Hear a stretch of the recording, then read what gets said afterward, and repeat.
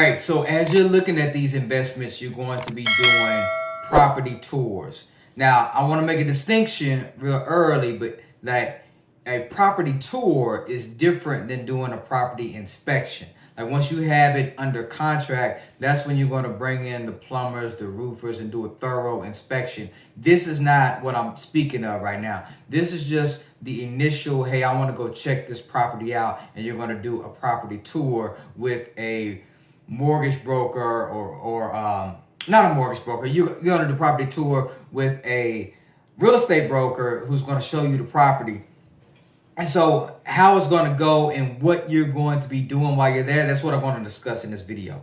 So the first thing you want to do is as you're approaching this building, as you're walking in, you want to just think about how it makes you feel. I know this may sound strange to especially some of the guys that are like how I feel about it, but it does matter because however you feel about walking into this place is the same way that potential tenants are going to feel. So if it's dirty on the outside, if it looks like it needs a lot of work, if the area seems sketchy, that's how tenants are going to feel about it. And some people live where they want to live, and some people live where they have to live. So you want to just understand what sort of property you're buying by how it feels. They can make pictures seem like this may be, creme de la creme places that you want to live. When you actually go there, it's a different story. So make sure that you're just taking that in, how you feel about it as you're walking on the premises.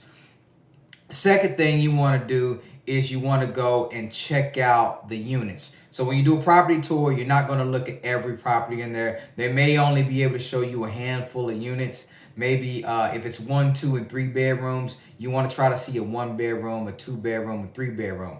And what you're going to do as you're looking at this property is you're going to be checking it out almost like you're on HGTV and you're sort of configuring the place how you would like it to look. So if you're doing value add investments, you want to say, all right, well, I would change this floor to look like this. I would change the paint scheme to look like this, something more modern, bedroom size, light fixtures. You just want to get all this in your head.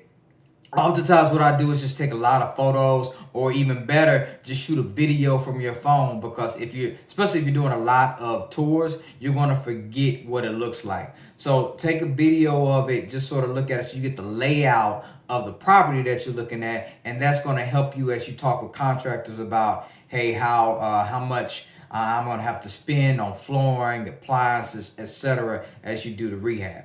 So that's how a property tour is going to go. You're also going to spend time talking with the broker. So just make sure that you can get a feel of that broker.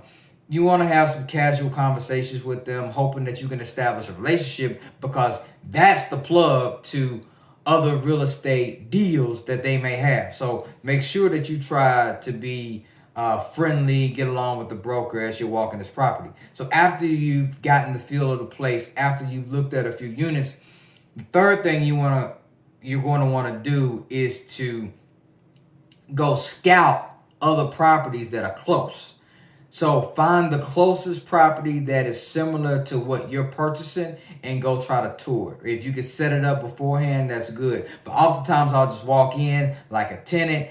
Hey, I'm looking for a 2 bedroom. Can you show it to me? Oh, I also may want to see a 1 bedroom. I'm not certain what type of unit I'm looking for. If you can get into a 1, 2, and a 3 bedroom, go ahead and do it. So I have a little story. I'm like, hey, I'm moving here. I also may have my parents, or I'll tell them like I have a fiance who's coming. We could be in a 2 bedroom, maybe a 3 bedroom. Oh, but let me see the ones, right? So you go in there with a little story, but you just want to get on the inside and check the place out. See what they're telling you.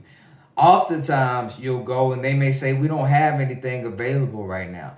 But if you find that, that's another clue for you as you pursue your investment, because if all the surrounding properties don't have any units to show, that leaves an opportunity for you once you buy your property, knowing that you too could be filled to capacity like some of those other properties. If they tell you that they have plenty and you can go look at 10 to 12 units, that's also a clue for you to know that, hey, there may be some opportunity either at that property or the fact that your property may have a lot of leeway when it comes to the amount of units that can be fulfilled. Like if these two properties are equal and they have a lot of vacancy, then you can almost expect that you're going to have an equal amount of vacancy. That's not really commonplace in the market right now, but just something for you to look into as you start doing your property tour. So hopefully you found that helpful. Go check these properties out, get a feel of them. Make sure that you make plenty of offers, form those relationships with brokers, and I'll see you in the next video. Take